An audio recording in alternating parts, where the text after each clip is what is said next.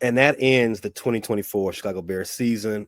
Our next episode is going to be more in depth about what type of coaches, what type of coaching prospect that we either want or we're most interested in. Quick, I'm gonna put you all on the spot. Tiff, Q, who's number one on your coaching board? I'm gonna say Mike Vrabel.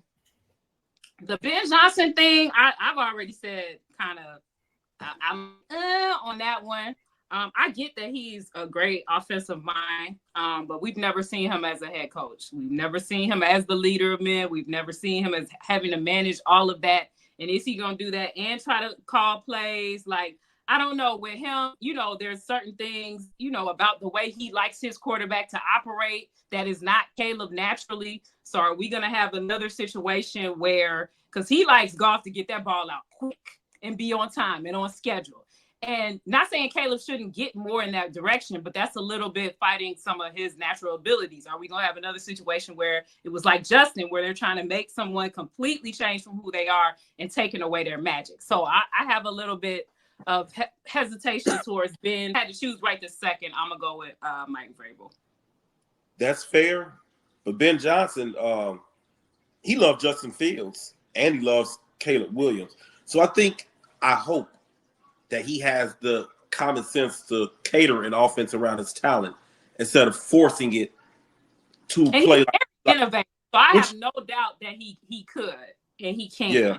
It's a lot of people that we deem these offensive masterminds, right? When they were on another team, whether it's Brian Daboll, whether it's Matt Nagy, they had so much success at this team. They're the quarterback whisperer everywhere. That's what everybody say. And then when they get in that next team, they may win coach of the year that first year, and then it falls off the track, and I'm not saying that'll happen with Ben Johnson. I just think we get so enamored that automatically, because somebody is a great coordinator, that's going to translate to them being especially offensive coordinator. We look at the Sean McVay success stories and the Mike LaFleur success stories, the offensive coordinator, quarterback whisperer, like you said. But, people forget there's a lot of hot shot offensive coordinators that flame out. And I guess that can be true for any, assistant who gets promoted. My only fear, I've been waffling back and forth between Vrabel and Mike and Ben Johnson. The only fear with Vrabel, and it's a legit one. First of all, I think he's actually a shoe-in for the Patriots job. It makes perfect sense. He likes it there. They're about to interview him. I think he's going back home. But I was listening to one discussion. With Vrabel, you're always going to, if you do have a good offense under Vrabel, you're going to lose that coordinator. And you're going to be switching coordinators. Because Vrabel's not coming with his own offensive scheme or offensive plan. He may have concepts about running the ball, being a run-first team as he was in Tennessee. But Vrabel's always going to need an offensive coordinator. But at the same time with Ben Johnson, he's always going to need a defensive mind as well. So I think there's pros and cons to both. I'm going to go ahead and I'm going to edge Ben Johnson just a little bit over Vrabel on the top of my wish list. So you're saying that Vrabel has a concept of a plan, but not an actual plan. Man, not Trump 2KO. I'm just saying Vrabel is an offensive play caller. He didn't play on that side of the ball, but we know Vrabel's teams are tough. They're very detail orientated. They're not penalized a lot. The Titans teams didn't make a lot of mistakes to hurt themselves. They didn't turn the ball over. Ryan Tannehill operated I wouldn't say a safe offense because he did throw the ball downfield, but they took calculated risks. They ran the ball a lot. They played very good situational football, and I'm not opposed to that. That still wins. So if you got a good running game, your offensive linemen are tough, disciplined. Guys weren't jumping off sides under Vrabel. They weren't false starting. Nate Davis wasn't doing what he does under Eberflus under Vrabel. Vrabel runs a tight ship. We definitely need somebody to run a tight ship. Yeah, so they bring some level of culture and yeah. And Vrabel does that. So even though he's not an offensive mind and everybody wants a quarterback whisperer, I think Vrabel, the one thing about him is he can assemble a good staff. He's respected in the NFL. So he's not an Eberflus. He's not going to get the bottom rung assistants. Top level assistants are going to flock to a Mike Vrabel team. He's been a leader. He's well respected. He's been in NFL circles. So that's the one advantage over Vrabel. It's hard for me to go Vrabel or Ben Johnson. And 1A, 1B, I guess I would edge Ben just a little bit because I feel like he's more obtainable. So I just think Vrabel back to the Patriots I think it's just a match at this point. They fired Jared Mayo. They're talking to Vrabel. He's New England guy. I think he's going back. As the days continue on, I get more and more closer to putting Vrabel in my top spot for some of the reasons why you both have already said. One, Tiff, you want someone experienced, you want someone who has done this before and has made mistakes and knows where to fix them in his next go round. Ben Johnson hasn't done that. Not to say that Ben Johnson isn't a wonder kid, but we don't know. We don't know. He has to sell that to the McCaskies and Kevin Warren. Hopefully not Ryan Poles, because Ryan Poles, my fear out of that is that he has Brian Flores as his number one desire. That's my fear too. And if that's cool, if he goes into Kevin Warren's office and says, "Yeah, I think we should make an offer for Brian Flores," he should get fired on the spot. Not to say, and it has nothing to do with Brian Flores. It's because that we have already seen that Ryan Poles has one goal in mind, and that's to put the block on. He is only concerned with getting his homies jobs in Chicago. That ends today. He cannot get him and Brian Flores is buddy. He can't come work here. You already saw that with Eberflus. We saw that with Eberflus Jones. We saw that with Ryan Bates. No, it ends. And the other thing I'm concerned with is I've heard reports that one of the reasons why Ryan Poles wanted Eberflus is because he was a guy with a low profile. Eberflus wasn't a hot coaching candidate, and it felt like Ryan Poles coming into his first job wouldn't get that much pushback, as far as personnel decisions and decision making with a Matt Eberflus, a guy happy to have a coaching job, as opposed to if you hired a guy who was a higher candidate or a guy who had already been in coaching a vet game, yeah. Vrabel, if you hire Vrabel, he's not going to just sit there and be okay with, wait a minute, you want to draft Eberflus Jones in the 3rd round? You want to draft a punter in the 4th round when we got other needs? You want to draft an Ivy League kid coming off an injury in the 3rd round? You like his, instead of getting a player can come in and contribute? So I think Poles is operated with a little bit of autonomy, having a guy like Eberflus, where I gave you the opportunity. Be grateful. You weren't. So you bring in a guy like Vrabel. You bring in one of these guys with even a Ben Johnson. Ben Johnson has options. You're not going to come in. Ben Johnson is going to come in and just let Poles draft who he wants. You're not going to see guys like Eberflus Jones. And Torrey Taylor's a pretty good punter, but when you spend a 4th round pick on a punter, he better be all world, all in. He's not even a Pro Bowler. I'm sorry. There were too many good players still in this draft to draft a punter in the 4th round. Not only were there too many good players, we had too many holes. We're not a team that arrived. We were coming off a 7-win season. We weren't in position to make luxury picks. And Kyron Amedechi, luxury pick. Torrey Taylor, luxury pick. We're not in the luxury area. With Vrabel, I think the number one thing with this team, it isn't necessarily players, and a course correction of that C word, culture. And I don't know why I didn't pick up on this on the Bears last offseason. Usually I have a real keen eye on knowing when I see something is overrated. Like the players don't mix. There's going to be issues there. Like I picked up on it at the exact second they brought in Aaron Rodgers to the New York. Said that's not going to work. It's going to blow up.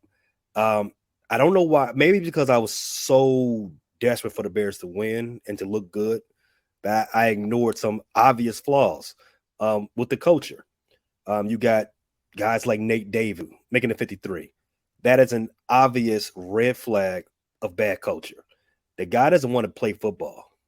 He cannot make the 53 at all. You keep excusing his BS, and it's obvious it's going to manifest his way onto the field. You have Ryan Poles. Remember I said Ryan Poles is a liar. You have Ryan Poles go out there and say yeah, we feel really good about our offensive line talent. Not only was the talent mid, is that the room wasn't even full. You broke camp with 4 out of 5 of your offensive line starters either having durability issues or reliability issues. And what happened throughout the season? Durability issues and reliability issues. Culture. That is a culture problem. I should have seen it in the summer, and I ignored it. But now I'm not ignoring it. It is front and center. That's why, like I say, every passing day, Vrabel gets more and more like I want him to be the coach of the squad because he wouldn't have let you try a 5th-round pick for Ryan Bates. Vrabel's not okay in that. He's fighting the front office if they try to do that. I'm gonna help him.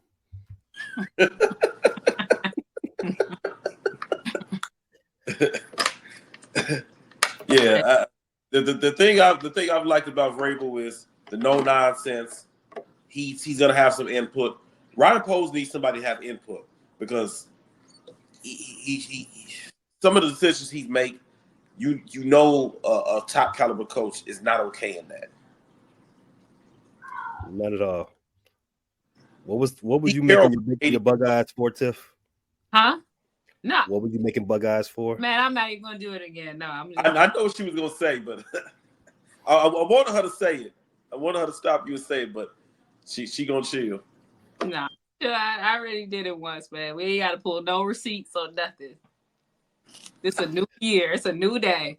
We got new outlooks and new views. We pull no receipts. So who said what before the season started? It's all good. I said I had rose-colored glasses, so if I didn't say it then, I'm saying it now. No more BS is getting past me. Same. But when I was saying that, no more 43-year-old type. That's all I'm saying. When I was saying, man, I hope this, I was being a hater. Well, you were saying it about the quarterback. Everything was about the quarterback. No, it wasn't. I didn't mention nothing about culture like every time. When you said the culture, you was mostly saying like, I don't know if the locker room is going to be all the way behind Caleb. That was your culture. Which did that manifest or not?